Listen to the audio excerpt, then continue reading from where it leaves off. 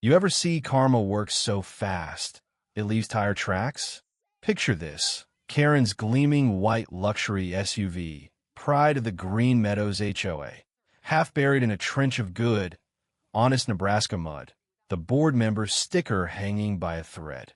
Did I touch her car? Nope. Didn't have to. All I did was trust gravity, a little engineering, and the fact that sometimes the universe has a pretty wicked sense of humor. But let's back up to that morning. The sun was just a rumor, barely spilling over the ridge. I stepped out with my coffee, the air so crisp it stung my lungs awake. Out of habit, I wandered down my gravel path to check the cattle. About 100 yards out, I saw it, bright metallic out of place. Karen's infamous white SUV. Only this time, instead of trespassing, it was wedged into the mud, nose up like it tried to escape and lost. Mud streaked up the windshield. Her live, laugh, love decal was smeared by clay, so thick it now read Live Law. I stood there and just laughed. And I'll say it again, for the record, I didn't push tow or touch her car. All I did was build a machine and, when challenged, let gravity have its way. After 6 months of her ignoring warnings, laughing off sheriff visits, tossing lawyer letters like junk mail, and destroying more crops than a hailstorm, I was done. And honestly, I felt calm. Not angry, not gloating, just at peace. She chose this every single time she rolled past my signs and over my land. Now, let me tell you how I ended up in the middle of this circus. I wasn't born a farmer. For almost 20 years, I ran logistics, warehouses, supply chains, conference calls at 11 p.m., all that corporate grind. People said I could see how systems fit together, spot the blueprint behind the chaos. Maybe I could, but talent doesn't save you from burnout. One late night, under the soul-crushing glow of fluorescent lights, I realized I couldn't do it anymore. So, I traded the office for 70 acres of Nebraska pasture, an honest-to-God creek, a half-rotted barn, and a chance to start over. Most important of all, my land sat outside the HOA line. Those first 3 years? Heaven. I fixed up the house, rebuilt the barn, ran cattle, planted corn and soy. I woke up sore, but satisfied, a kind of tired yearn. The Green Meadows neighborhood was close, manicured lawns, 3-car garages, all the same bland roof lines. But I kept to myself, and they left me be. Or so I thought. Peace has a way of attracting trouble, though, and some folks just can't stand a fence they didn't put up. Enter Karen, luxury SUV, sunglasses big enough to flag down a jet, attitude that could peel paint. First time she showed up, she just drove into my field. Not the driveway, not a quick U-turn. Right through my new corn, not a hint of apology. I try to be polite. Ma'am, this is private property. She didn't even take off her sunglasses. Just locked her car and walked off toward the HOA neighborhood, waving me off like a fly. Relax, it's just grass. That's my corn, I said. She laughed. We've always used this area for overflow parking. HOA has it documented. She called me new. I was invisible, less important than a fence post. I'll only be an hour. Not a big deal. And she vanished. You know how you tell the difference between a mistake and a habit? The second time, there's no confusion.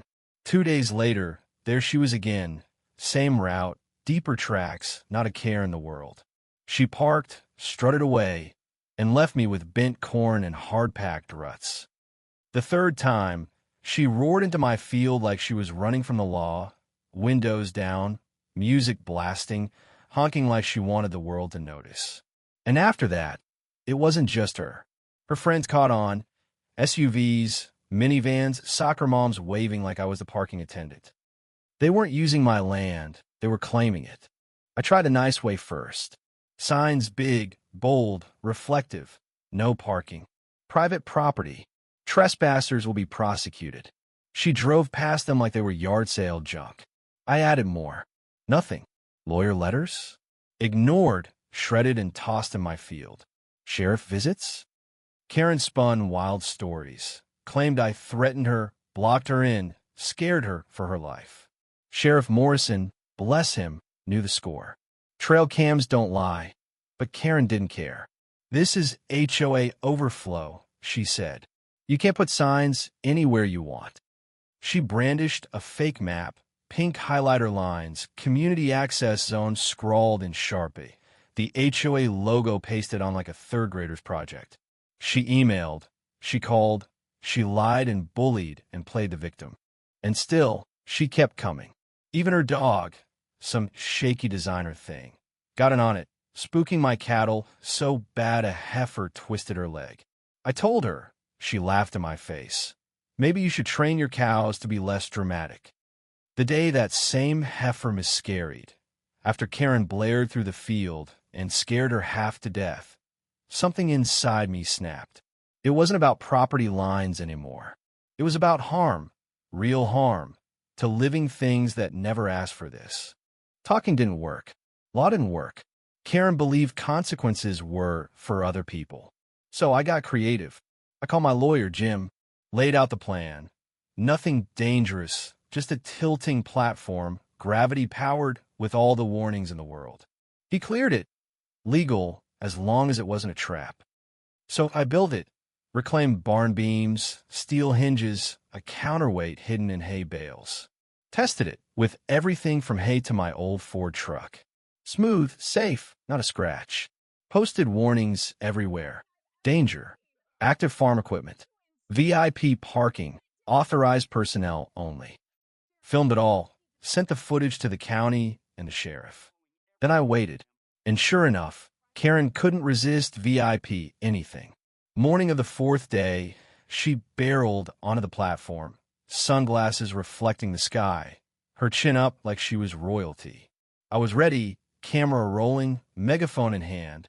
Move your vehicle. Last warning. She laughed, flipped me off, and shouted, do it. So I did. Pulled the lever. The platform tilted, gravity took over, and her precious SUV slid. Slow, perfect controlled, straight into the mud trench. Not launched, not damaged, just humbled. For a heartbeat, Karen sat stunned. Then the screaming started. Accusations, threats, promises to sue, to ruin me. Sheriff Morrison showed up, took one look at the scene, barely hid his smirk, and calmly cited her for trespassing and property damage. Karen's lawyer told her to stop talking. Her husband told her to stop calling. Even the HOA washed their hands of her in a single and signed apology letter. In the end, her SUV was totaled, her board privileges suspended, her neighbors whispering. The field was quiet again, just the sound of cattle, creek, and my own laughter as I watched the sun set in peace for the first time in months. Funny thing, people ask if I feel guilty, if it was worth it, if I'd do it again. And all I can say is this. You can spend your life begging folks like Karen to respect boundaries, or you can build a boundary they can't ignore. Sometimes justice doesn't look like a gavel or a badge. Sometimes it looks like mud, sweat, and a little gravity. So what would you have done? Where do you draw the line between standing up for yourself and going too far? Ever tangled with someone who just couldn't take no for an answer? Let me know. Drop your stories, your wildest HOA run-ins, your thoughts on what real justice looks like. And next time you see a VIP sign in the middle of a field, remember, the world doesn't always revolve around you. Sometimes it tilts.